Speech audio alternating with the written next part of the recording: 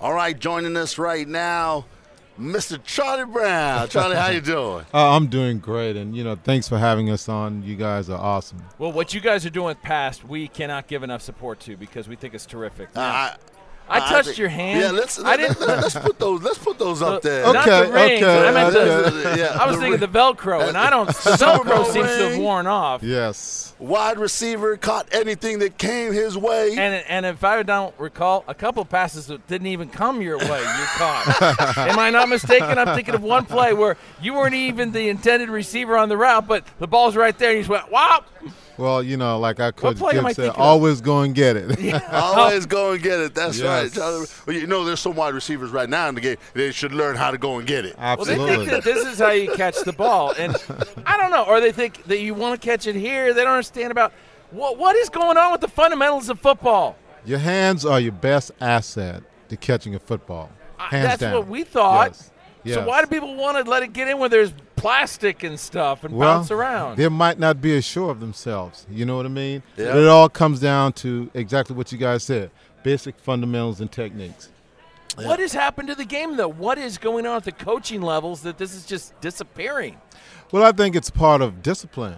You Yep. got to teach your guys to be disciplined, and you got to go after the right guys who's going to be disciplined, when you scout them in colleges or scout them from another football team in the NFL. I think Charles has got it right because I think some of these guys come in and they get thrown so much money at them Exactly. that all of a sudden, I don't really got to listen to you, man. I've been catching the football for so long.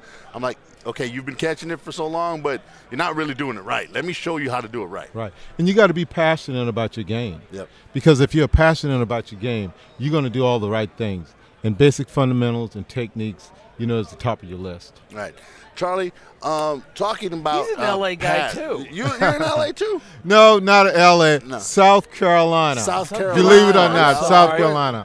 Charleston is my home, but I reside right now in Florence, South Carolina, near Myrtle Okay, Beach. South Carolina. So, Yes. wow. It's one of the few states, Jeffrey, I've never been to. South Well- Carolina, me either. Well, it's I've a been north beautiful or state. south. You guys should visit. We should visit. And make sure and visit Charleston, South Carolina. It's the most historical place in the United States to me. All right. All right. All right. So you're working with Past. Yes. And have you actually used their services as well? Oh, absolutely, man. If it wasn't for Past, I don't know where I would be, because there was a point in my life where I was really down. I was having terrible headaches. I was depressed about it, and I was working a job, and I had to stop working my job Wow. because I was an educator for about 22 years. And, my health was my primary concern. Right. And got in contact with Past, and they have been, unbelievable. I feel so much better. Still has a long way to go because it's a process, and you got to take each step by step. But I think I'm on my way, and they're really taking care of me. Yeah, we had Dr. Facazio on earlier, and he said that it's not just finding one problem, it's finding all the problems and then taking the steps to make sure that they cure all of those for you. Well, exactly, and you hit it right on the point as well as Dr. Facazio, because at that particular time, I had so much stuff going on with me. As I said, the depression, the headaches. I had chronic pain in my neck, in my knees, and my back. Finally had neck surgery about 5 or 6 months ago, so that have helped a great You're deal. turning your head Yes, fantastically. yes. Trust me. In about 5 or 6 months, I couldn't do this, honestly. Right. And I had headaches like every day, so the headaches have subsided a lot. I still have them, but man, do I feel so much better. You know what? Jeffrey had this question for Christian Okoye earlier, so I'll ask it to you. Sure. Was it worth it? Oh, absolutely, man. And I get that question asked so many times. I'm a strong believer in my Lord and Savior Jesus Christ. I think that he gave all of us a gift, just like you guys are great at what you guys do, on the air. I was put on this earth to play football professionally and give an example and to give back. Now I had an opportunity to go into the public school system, to mentor tons of kids, to have tons of kids go to college, and some of them, are playing in the professional ranks, at least one of them. So, I feel like I was put on the earth to do that. And the only way I could have done that, through playing in the NFL. Right. So, yeah, I would do it all over again. I wish that I knew I could have prepared for the after effects of the game, which I wasn't. And that's something that the league hopefully starts to take a more serious look at is what happens to all these great players. They give us all these years on the football field, but then afterwards, they kind of leave you alone. Absolutely, and I just think that each time college athletes become professional athletes in the NFL, I think there should be an orientation on exactly what we're going through. Have some of the guys to come back and talk about it. That's the best way to reach awareness of what's going on in our society today as far as this is concerned. So if you could say anything to the NFL Players Association as far as one thing that you would recommend that they do for today's young players, what would it be? Well, I think make it more aware of the violence of the game and especially the after effect. The after effect is just tremendous. A lot of pain. It's the last thing a kid wants to think about as he enters the league. I'm coming into the promised land. Why on earth are you telling me about the end? Right. Why are you telling me about? Well, because, son, someday you're not going to be playing this game. And also, you have to face reality. It's part of life. Yeah. You cannot get around it. If you're going to play football in the NFL or, on the college level, high school level, whatever, okay, you're going to be involved in collisions. You're going to be involved in hard hits. Yeah. Hits that can really damage you for the rest of your life. And, it has to be a reality to play. I tell you what, I was a backup quarterback back in high school. Right. And I came in for a play and went to run a sweep, turned around, linebacker beat my blocker. Right. He was right there. Bam. I saw stars. I kid you not. I saw stars. Well, we've all seen stars we've been hit enough, but most people think it's just a cartoon. Absolutely. The game we used to play is what color stars did you see? Yes. I walked into the huddle, and coach was giving me the play, and I was like, I'm going to throw it. Applesauce. I want to throw it. Let's just run the speed pass. Speed pass. Great. Right. Let's go. Yeah. I really didn't know. You know what? And it wasn't until later. I was like, did you even remember that whole series? I was like, I had no idea. So it happens. And even at the high school level, it happens. Yes. But I think, one thing that the NFL is doing, they're making it more aware that we're really focusing on concussions and hard hits and illegal hits. They are making sure that the physicians or the doctors or the trainers on the sideline takes a player out, take them through a battery of tests, even if it's the day after, and then they decide whether or not that player is going to play the following week or weeks to come. So that's good. I'm going to let you in a little secret. Sure.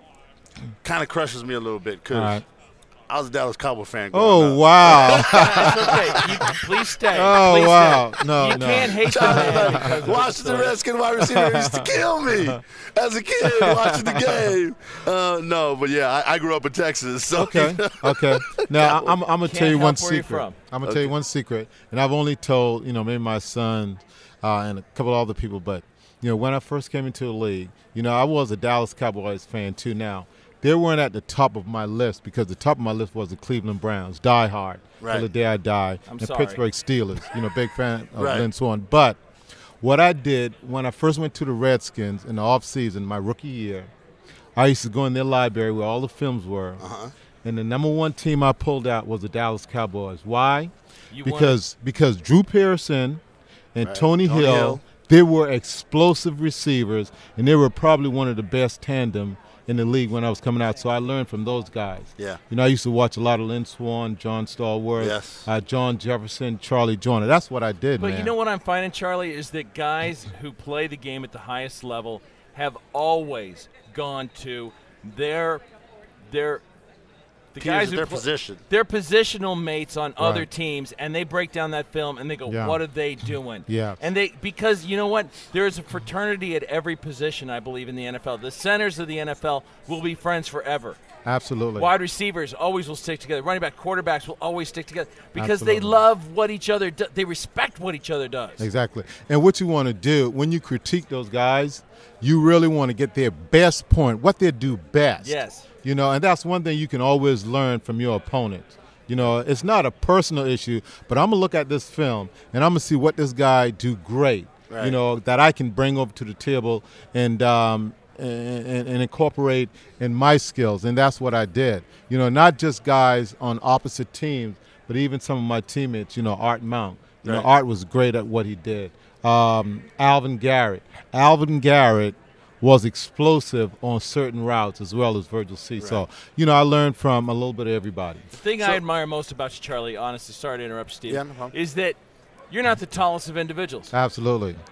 And people think wide receivers, they think you got to be tall. It's like, no, you have to have hands. Right. Route running ability. And for Exactly. quarter, Drew Brees gets this all the time. Drew, you're not tall enough. It's like, no, I'm throwing down a lane. I'm not throwing over people. Right. I'm throwing in an alley. Right. And my receiver's there, and where does the ball? The ball's always right here. Right.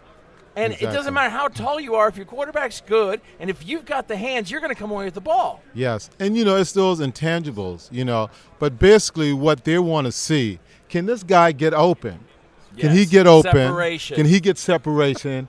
And the ultimate thing is, can he catch the football? Right. At the end of the scrum, Right. who's got the ball in his hands? Absolutely. I Can do, he catch by the the way. football? Well, Charlie, it's been great talking to you. Okay. Obviously, pastusa.com. But at your prime, Okay. what was your 40? What'd you run? How fast were you? My best time has been a 4.4 flat. 4.4 flat. Yeah. And I did a Jeff sub 10 Yeah. second did a 40, Yeah. I and did he a sub- finished up at 8.7. How would that do? That's probably not going to get him into the. It's going to keep me on the Charlie line. just laughing. I don't think so. It's going to keep me on the line, isn't it? I don't Maybe know about not that even either. Hey, let's just got say you long got to arms. work at it. I got long arms. Hey, there's a plus. There's a plus. I do. I can. Yes. There's a Although plus. these days you can't even arm tackle anybody with Yeah. effectiveness. The game has changed. Certainly. Charlie, thanks so much for your time. I'm glad that Charlie Show that ring recognizes one more time. 8.7 Show that ring one more isn't going to time. get it done. That's Well, I great. appreciate it, guys. You guys have been awesome and keep doing a great job. Thank you very much. We Charlie. appreciate it. Thank you for spending the time.